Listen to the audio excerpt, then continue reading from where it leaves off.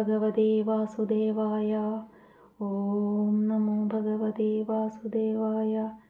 ഓം നമോ ഭഗവതേ വാസുദേവായ. സർവം കൃഷ്ണാർപ്പണമസ്തു. നമസ്കാരം. ഇന്ന് നമ്മൾക്ക് 4-ാമത്തെ അധ്യായത്തിലെ 10, 11, 12 ഈ ശ്ലോകങ്ങൾ നോക്കാം. ആദ്യം നമുക്ക് 10-ാമത്തെ. വീതരാഗഭയക്രോധ മന്മയാ മാമുപാശ്രിത ബഹവോ ജ്ഞാനതപസാ പൂത മദ്ഭാവമാഗത. ഇതാണ് ശ്ലോകം. ഇനി അതിൻ്റെ വാക്കുകളുടെ അർത്ഥം നോക്കാം. വീതരാഗ ഭയക്രോധ എന്ന് പറഞ്ഞാൽ രാഗം, ഭയം, ക്രോധം ഇവ ഇല്ലാത്തവരായി. മന്മയാ മാം ഉപാശ്രിത എന്ന് പറഞ്ഞാൽ എന്നിൽ തന്മയരായി എന്നെ തന്നെ ആശ്രയിച്ച്.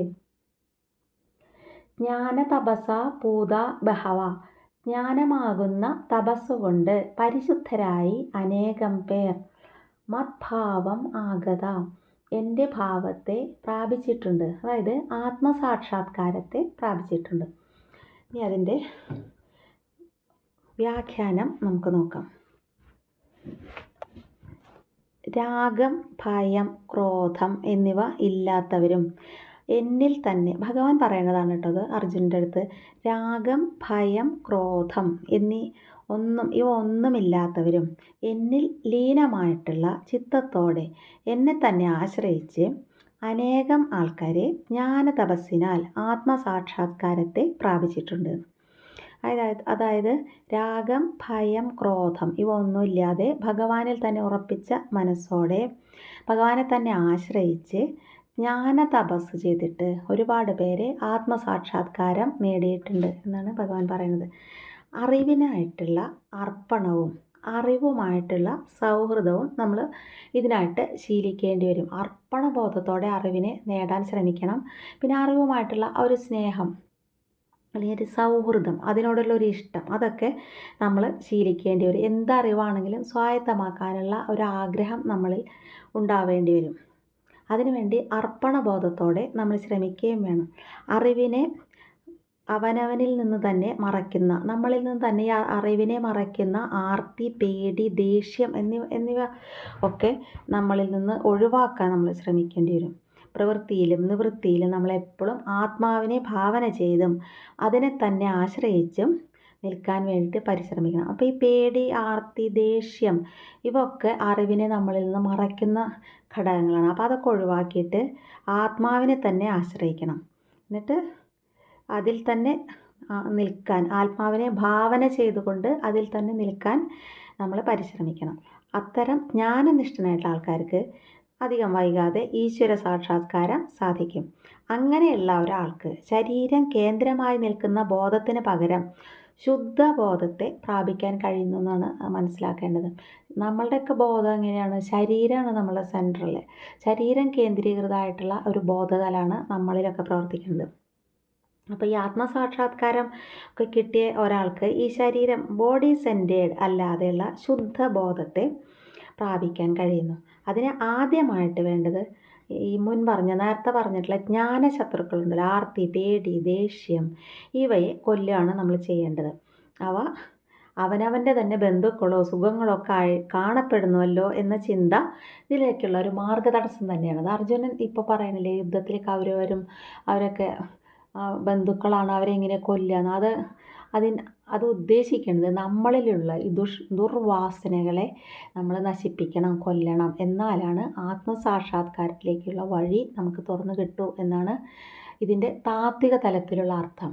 പ്രാപഞ്ചിക തലത്തിലാണ് നമ്മൾ പറയുന്നത് യുദ്ധവും കൗരവന്മാരും ബന്ധുക്കളും എന്നൊക്കെ പറയുന്നത്.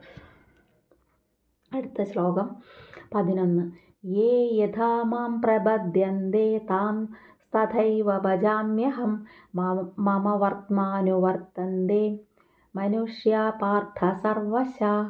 ഇതാണ് ശ്ലോകം. അതിൻ്റെ അർത്ഥം യേ യഥാ മാം പ്രപദ്യന്തേ, ഏവർ എപ്രകാരം എന്നെ ഭജിക്കുന്നുവോ അല്ലെങ്കിൽ പ്രാപിക്കുന്നുവോ എന്നർത്ഥം എടുക്കാം. താൻ തഥാ ഏവ അവരെ അപ്രകാരം തന്നെ. അഹം ഭജാമി എന്ന് പറഞ്ഞാൽ ഞാൻ അനുഗ്രഹിക്കുന്നു.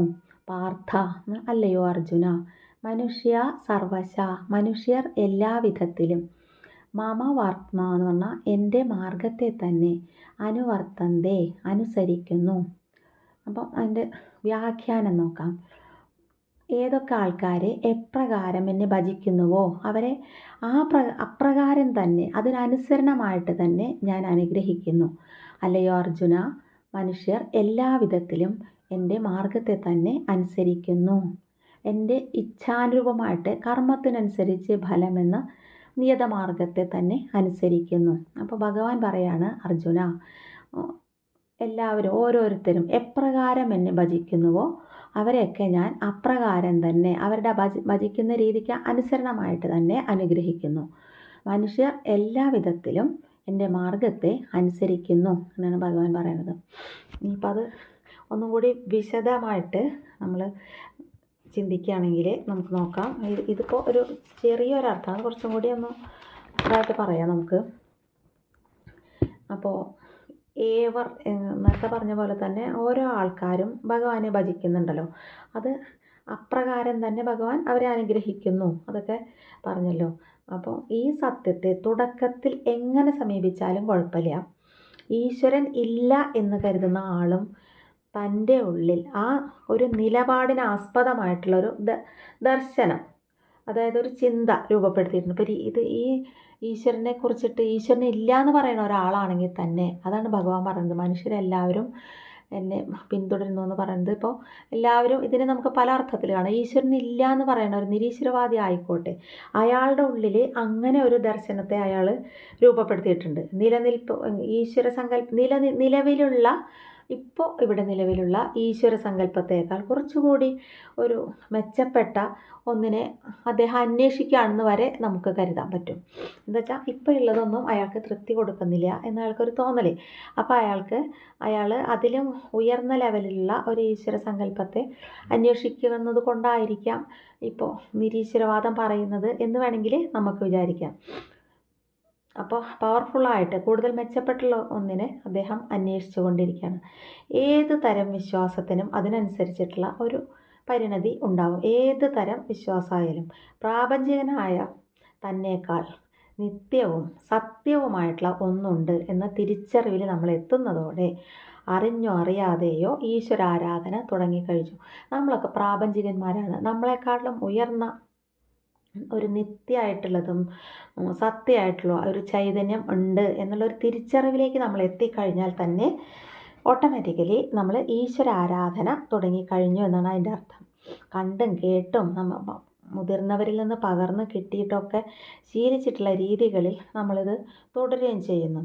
ചിലർ പുനരാലോചന നടത്തി പുതുവഴി തേടാൻ പോകുന്നു. അതാണ് അവർ ഇതൊന്നുമല്ല ശരിയെന്ന് പറഞ്ഞിട്ട് പുതിയ വഴികളിലൂടെ ഈശ്വരനെ കണ്ടെത്താൻ പുതുവഴികളെ തേടിപ്പോകുന്നു. ഏത് വിധമായാലും ഈശ്വരൻ്റെ വഴിയിലാണ് എല്ലാവരും സഞ്ചരിക്കുന്നത്. ഇതാണ് ഭഗവാൻ അർത്ഥാക്കിയിട്ടുള്ളത്. വിദ്വേഷ ഭക്തി വരെ ഈശ്വരാരാധന തന്നെയാണെന്നാണ് പറയുന്നത്. നമ്മളുടെ പുരാണങ്ങളിൽ തന്നെ കാണാം വിദ്വേഷ ഭക്തിയുള്ള ആളുകളെ ഈശ്വരൻ. ഇപ്പോൾ രാവണന് തന്നെ രാമായണത്തിൽ അദ്ദേഹത്തിന് ശ്രീരാമൻ്റെ അടുത്ത് ഭക്തിയായിരുന്നു അത് ശരിക്കും, അത് വേറൊരു രൂപത്തിലാണെന്ന് മാത്രം. അതൊക്കെ നമ്മൾ പല ഉദാഹരണങ്ങളും നമ്മളുടെ പുരാണങ്ങളിൽ നമുക്ക് മനസ്സിലാവും. അപ്പോൾ വിദ്വേഷഭക്തി പോലും ഈശ്വരഭക്തി തന്നെയാണ് എന്നാണ് പറയുന്നത്. ഒരു മതവും വിശ്വാസവും തെറ്റോ നിഷ്ഫലോ ഒന്നുമല്ല. ഒന്നിനെ നമുക്ക് അങ്ങനെ തെറ്റാണെന്നോ ഇതുകൊണ്ടൊന്നും ഒരു കാര്യമില്ല എന്നൊന്നും പറയാനില്ല. ഇപ്പം നമ്മളിപ്പോൾ ഭൂമിയിൽ നോക്കുകയാണെങ്കിൽ തന്നെ എല്ലാ പുഴകളും ചെന്ന് ചേരുന്നത് കടലിൽ തന്നെയാണ്. അതുപോലെ നമ്മൾ എല്ലാവരും സഹയാത്രികരാണ്. ഏത് ജാതിയായാലും ഏത് മതമായാലും ഏത് ജീവികളായാലും എല്ലാവരും സഹയാത്രികർ തന്നെയാണ്. ആർക്കും ആരോടും ഒരു അന്യത്തോ ശത്രുതയോ ഒന്നും ആവശ്യമില്ല. നമ്മൾ ഓരോരുത്തരും സ്വീകരിച്ചിട്ടുള്ള വഴി ഏതാണെങ്കിലും ഭഗവാന്, അതായത് ആ ചൈതന്യത്തിന് ഏത് വഴി സ്വീകരിച്ചാലും ഒരു പ്രത്യേക ഇഷ്ടമോ അല്ലെങ്കിൽ ഒരു വൈരാഗ്യമോ ഒന്നുമില്ല. നമുക്ക് ഇഷ്ടമുള്ള വഴിയിലൂടെ പോകാതാണ് ഇതിലെ ഏറ്റവും വലിയ പ്രത്യേകത. ഈശ്വരനെ തേടാൻ ഒരൊറ്റ വരച്ചിട്ട വഴികളൊന്നുമില്ല. നമുക്ക് അനേകം മാർഗങ്ങൾ ഇതെന്നൊക്കെ മനസ്സിലാക്കാമെന്നല്ലാതെ അവരവർക്ക് സ്വന്തമായിട്ട് കണ്ടുപിടിച്ചിട്ട് ആ വഴിക്കും പോകാനുള്ള സ്വാതന്ത്ര്യമുണ്ട്. ഒരു വഴി തിരഞ്ഞെടുത്ത ആളോട് ചൈതന്യത്തിന് കൂടുതൽ സ്നേഹമോ വേറെ വഴി തിരഞ്ഞെടുത്ത ആളോട് ദേഷ്യമോ അങ്ങനെ ഒന്നുമില്ല. എല്ലാം തുല്യം. നമ്മളുടെ കയ്യിൽ നമ്മുടെ റിസപ്റ്റിവിറ്റി, നമ്മുടെ കയ്യിലുള്ള പാത്രം എത്രത്തോളം കൊള്ളുന്നതാണെന്നുള്ള അനുസരിച്ച് നമുക്ക് ഈ മഹാസാഗരത്തിൽ നിന്ന് മുക്കിയെടുക്കാം. അത്രയാണ് ഇതിൽ പറയാൻ പറ്റുള്ളൂ. ഒരു മതവിശ്വാസത്തിൽ ഈ ഭഗവത്ഗീതയുടെ കാര്യം പറയുകയാണെങ്കിൽ അത് ഒരു മതവിശ്വാസത്തിലേക്കും ഉപാസനയിലേക്കും ഒന്നിനും നയിക്കണില്ല. എല്ലാ വിശ്വാസങ്ങളുടെയും അടിസ്ഥാന സ്വഭാവം വളരെ നിഷ്പക്ഷമായിട്ട് വിശകലനം ചെയ്ത് പ്രകൃതിയുടെ പരമരഹസ്യം അവതരിപ്പിക്കുകയാണ് ഗീത ചെയ്യുന്നത്. ഗീത എന്ന് പറഞ്ഞിട്ടുണ്ടെങ്കിൽ ഒരു മതത്തിൻ്റെന്നൊന്നും നമുക്ക് പറയാൻ പറ്റില്ല. അത് ഒരു തരം ഉപാസനയോ ഒരു തരം മതവിശ്വാസത്തെയോ പ്രോത്സാഹിപ്പിക്കുന്നില്ല, അതിലേക്ക് നമ്മളെ നയിക്കുന്നില്ല. എല്ലാ വിശ്വാസങ്ങളുടെയും അടിസ്ഥാന സ്വഭാവം നിഷ്പക്ഷമായിട്ട് വിശകലനം ചെയ്ത് പ്രകൃതിയുടെ ആ പരമരഹസ്യം അവതരിപ്പിക്കുകയാണ് ഗീതയിലൂടെ ചെയ്യുന്നത്. ഇനി അടുത്ത ശ്ലോകം 12. കാംക്ഷന്ത കർമ്മണാം സിദ്ധിം യജന്ത ഇഹ ദേവതാ ക്ഷിപ്രം ഹി മാനുഷേ ലോകേ സിദ്ധിർഭവതി കർമ്മജ. ഇതാണ് ശ്ലോകം. ഈ വാക്കുകളുടെ അർത്ഥം: കർമ്മണാം സിദ്ധിം കാംക്ഷന്ത, കർമ്മങ്ങളുടെ ഫലത്തെ കൊതിക്കുന്നവർ. ഇഹ ദേവതാ യജന്തേ, ഇവിടെ ദേവതകളെ യജിക്കുന്നു. ഹി മാനുഷേ ലോകേ, എന്തെന്നാൽ മനുഷ്യലോകത്തിൽ. കർമ്മജ സിദ്ധി ക്ഷിപ്രം ഭവതി, കർമ്മത്തിൽ നിന്നുള്ള ഫലസിദ്ധി വേഗം ഉണ്ടാകുന്നു. ഇനിയിപ്പോൾ അതിൻ്റെ വ്യാഖ്യാനം നോക്കാം. കർമ്മങ്ങളുടെ ഫലത്തെ ഇച്ഛിക്കുന്നവരെ ഈ ലോകത്തിൽ ദേവതകളെയാണ് ഉപാസിക്കുന്നത്. എന്തെന്നാൽ ഈ മനുഷ്യലോകത്തിലെ കർമ്മത്തിൽ നിന്നുള്ള ഫലസിദ്ധി വേഗത്തിൽ ഉണ്ടാകുന്നു. ഭഗവാൻ പറയുന്നതാണ്. മനുഷ്യലോകത്തിൽ ഇങ്ങനെ കർമ്മങ്ങളുടെ ഫലസിദ്ധി പെട്ടെന്ന് കിട്ടുന്ന കാരണം ഇങ്ങനെ കർമ്മങ്ങളുടെ ഫലത്തെ ആഗ്രഹിക്കുന്ന ആൾക്കാരെ ഇവിടെ ദേവതകളെയാണ് ഉപാസിക്കുന്നത്. ഫലകാംക്ഷയോട് കൂടിയിട്ടുള്ള ദേവതാരാധനം ഇന്ദ്രിയ പ്രീണനം തന്നെയാണ്. ഫലസിദ്ധി എളുപ്പമാണ്, എന്നാലോ അതിനൊരു പ്രശ്നമുണ്ട്. വളരെ ക്ഷണികമാണ് ഈ ഇങ്ങനത്തെ ഫലകാംക്ഷയോട് കൂടിയിട്ടുള്ള ദേവതാരാധനം എന്ന് പറഞ്ഞാൽ. ഒരു താല്പര്യത്തിൻ്റെ പൂർണ്ണമായിട്ടുള്ള വ്യാപ്തിയിൽ നമ്മളുടെ ഏതെങ്കിലും ഒരു താല്പര്യത്തിൻ്റെ പൂർണ്ണമായിട്ടുള്ള വ്യാപ്തിയിൽ അടങ്ങിയിരിക്കുന്ന ആ ബോധതലത്തെയാണ് ഇവിടെ ലോകം എന്ന് പറയുന്നത്. ഒരു പ്രത്യേക താല്പര്യം അതിൻ്റെ പൂർണ്ണമായിട്ടുള്ള വ്യാപ്തിയിൽ അടങ്ങിയിരിക്കുന്ന ആ ബോധമണ്ഡലത്തിനെയാണ് ഇവിടെ ഓരോ ലോകം എന്ന് പറയുന്നത് എന്നാണ് നമ്മുടെ ഗുരു നിത്യചൈതന്യയതി പറഞ്ഞിട്ടുള്ളത്. അങ്ങനെയാണ് ലോകം എന്ന് ഇവിടെ പറഞ്ഞതിൻ്റെ ഡെഫിനിഷൻ അദ്ദേഹം പറയുന്നത്. ലോകങ്ങളെ 3 തരത്തിൽ പറയാം: ദൈവീകം, മാനുഷം, ആസുരം എന്നിങ്ങനെ നമുക്ക് തരംതിരിക്കാവുന്നതാണ്. ഇംഗ്ലീഷിൽ എന്താ പറയുക? ഈ ലോകങ്ങളെ യൂണിവേഴ്സസ് ഓഫ് ഇൻട്രസ്റ്റ് എന്നാണ് പറഞ്ഞു പോരുന്നത്. ആത്മോപദേശ ശതകത്തിലെ നമ്മുടെ നാരായണ ഗുരുസ്വാമികൾ എടുത്തു പറയുന്നത് അനേക ജഗത്ത് എന്നൊക്കെ പറഞ്ഞിട്ട് അതും ഈ അർത്ഥത്തിൽ തന്നെയാണ് അദ്ദേഹം പറഞ്ഞിട്ടുള്ളത്. ദൈവിക ലോകത്തിലെ കർമ്മഫലേച്ഛ ഇല്ല. ദൈവിക ലോകത്തിൽ അങ്ങനെയാണ്. തിരിച്ചൊന്നും പ്രതീക്ഷിച്ചിട്ടല്ല നമുക്ക് സൂര്യൻ ചൂടും വെളിച്ചവും തരുന്നത്. അപ്പോൾ അവർക്ക് ഒന്നും വേണ്ട, കർമ്മഫലത്തിന് ഇച്ഛയില്ല. അത് അവർ അങ്ങനെയാണ്. ദൈവിക ലോകത്തിലെ കാര്യമാണ് പറയുന്നത്. മാനുഷ ലോകത്തിലോ കർമ്മത്തിന് ന്യായമായ പ്രതിഫലം കിട്ടണം എന്നുള്ള ഒരു നിലപാട് ഇവിടെ നിലനിൽക്കുന്നുണ്ട്. നമ്മൾ എന്ത് കർമ്മം ചെയ്താലും അതിന് ന്യായമായിട്ടുള്ള ഒരു പ്രതിഫലം ഈ മനുഷ്യലോകത്തിൽ ആഗ്രഹിക്കുന്ന ഒരു നിലപാടാണ് മനുഷ്യർക്കുള്ളത്. ആസുര ലോകത്തോ അല്പകർമ്മത്തിനും കർമ്മം ചെയ്തില്ലെങ്കിൽ പോലും വലിയ ഫലം ഇച്ഛിക്കപ്പെടുന്നതാണ്. അത് ആസുര ലോകത്തിൽ. കളവും പിടിച്ച് പറയും ഒക്കെ ഇതിൻ്റെ ഉദാഹരണങ്ങളാണ്. അവർ ഈ കട്ടിട്ട് അവർ പണിയെടുത്തിട്ടൊന്നുമല്ലല്ലോ, വേറെ ആൾക്കാരുടെ കട്ടിട്ട് വെച്ചാൽ കൂടുതൽ എന്താ പറയുക, ഫലേച്ഛയുള്ളവരാണ് അങ്ങനെ ചെയ്യണത്. റിസ്ക്കാണ്, എന്നാൽ പോലും കൂടുതൽ ലക്ഷക്കണക്കും കോടിക്കണക്കും ഒക്കെ കള്ളത്തരത്തിൽ സമ്പാദിക്കാൻ ശ്രമിക്കുന്നത്. അതാണ് ഈ ആസുര ലോകത്തെ രീതി എന്ന് പറയുന്നത്. മനുഷ്യർ ഈ ലോകങ്ങളിൽ ജന്മവാസന അനുസരിച്ചിട്ട് ഓരോ മനുഷ്യരും ഈ 3 ലോകങ്ങളിൽ ഏതെങ്കിലും ഒന്നിലാവാം. നമ്മുടെ ജന്മവാസന അനുസരിച്ചിട്ടാണ് നമ്മൾ ചിലപ്പോൾ ആസുര ലോകത്തിലാവും, അല്ലെങ്കിൽ മനുഷ്യൻ്റെ ലോകത്തിലാവാം, അല്ലെങ്കിൽ ദൈവിക ലോകത്തിലാവാം. അത് നമ്മുടെ ജന്മവാസനയ്ക്ക് അനുസരിച്ചിട്ടാണ്. ഫലസിദ്ധിയൊക്കെ ഉടനുണ്ടാകുന്നതിനാൽ അതിനാവശ്യമായിട്ടുള്ള ഉപാസനയൊക്കെയാണ് ചില ആൾക്കാരുടെ ആവശ്യം. പെട്ടെന്ന് നമ്മൾ ആഗ്രഹിച്ച കാര്യം നടക്കണം, അതിനാവശ്യമായിട്ടുള്ള ഉപാസന. ചിലർ ആൾക്കാർ ഇപ്പോൾ അഗ്നിയും വൈദ്യുതിയെ പോലും ഉപാസിക്കുന്ന ആൾക്കാർ നമ്മുടെ നാട്ടിലുണ്ട് എന്നാണ് പറയുന്നത്. പലപ്പോഴും ഇവർ എല്ലാം മറന്നിട്ട്, മറ്റുള്ള ഈശ്വര ചൈതന്യത്തെക്കുറിച്ചെല്ലാം മറന്നിട്ടാണ് ഇത്തരത്തിലുള്ള ഉപാസനകളിലൊക്കെ മുഴുകുന്നത്. ചില ആൾക്കാർ മോഷ്ടിക്കാൻ പോകുന്ന കള്ളന്മാർ വരെ ഗണപതിക്ക് തേങ്ങ ഉടച്ച് പോകുന്ന ആൾക്കാരുണ്ട് എന്നാണ് പറയണത്. അപ്പോൾ അങ്ങനെ തേങ്ങ ഉടച്ചിട്ട് പോകുമ്പോൾ അവർക്ക് കിട്ടുന്ന ഒരു ആത്മവിശ്വാസം ഉണ്ടല്ലോ, അതൊക്കെ ഇതിനൊക്കെ ഒരു ഉദാഹരണം തന്നെയാണ്. ആസുര ലോകത്തേക്കും ഈ ആത്മാർപ്പണം നീങ്ങുന്നു എന്നാണ് ഇതിൽ നമ്മൾ മനസ്സിലാക്കേണ്ടത്. ദുരാഗ്രഹ പൂർത്തിക്ക് വേണ്ടിയിട്ട് സങ്കല്പ ശക്തികളൊക്കെ പൂജിക്കുകയും ആരാധിക്കുകയും ചെയ്യുന്ന ആളുകൾ ഉണ്ട്. അവരാ മൂർത്തികളെ കൂട്ടുപിടിക്കും, സങ്കല്പ ശക്തികളെ കൂട്ടുപിടിച്ചിട്ട് അവർ ശരിക്കുള്ള ആഗ്രഹങ്ങളല്ല അവർക്ക് വേണ്ടത്, ദുരാഗ്രഹ പൂർത്തിക്ക് വേണ്ടിയിട്ടാണ് ഇങ്ങനെ ഒക്കെ ചെയ്യുന്നത്.